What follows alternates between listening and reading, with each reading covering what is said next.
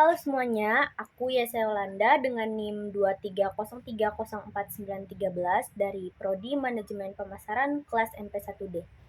Di sini aku mau ngejelasin sedikit tentang segitiga exposure.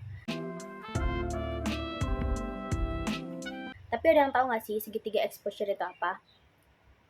Jadi, segitiga exposure merupakan istilah yang merujuk pada tiga elemen dasar pada exposure, yaitu aperture, shutter speed, dan ISO. Yang pertama itu ada aperture. Apa yang dimaksud dengan aperture? Aperture adalah bukaan diafragma pada lensa yang mana diberi kode satuan f.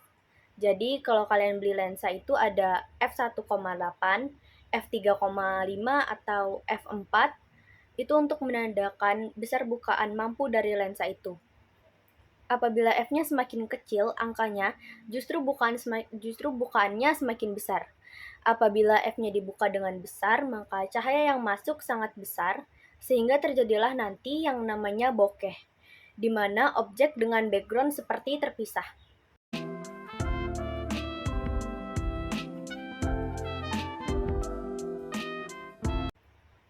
Jadi, fungsi aperture atau diafragma itu membuat detail atau bokeh pada gambar atau objek yang kalian tuju.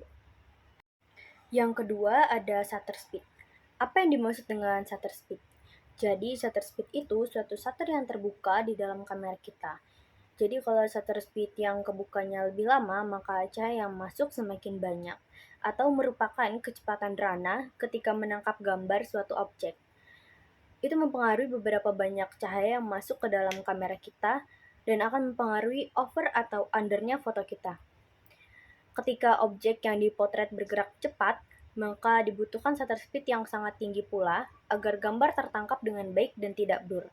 Kalau kalian mau ngambil pergerakan gambar yang sangat detail, misalnya foto orang balapan MotoGP atau sepak bola, itu kan gerakan mereka sangat cepat. Jadi supaya gambar mereka terlihat detail atau jelas, kita membutuhkan shutter speed yang sangat tinggi.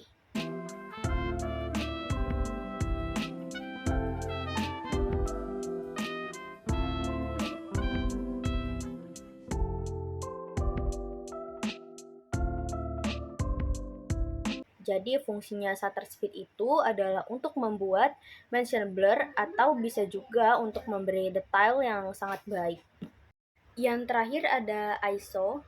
ISO ini adalah tingkatan sensitifnya sensor terhadap cahaya. Jadi semakin tinggi maka semakin berkurang kualitas ketajaman gambarnya.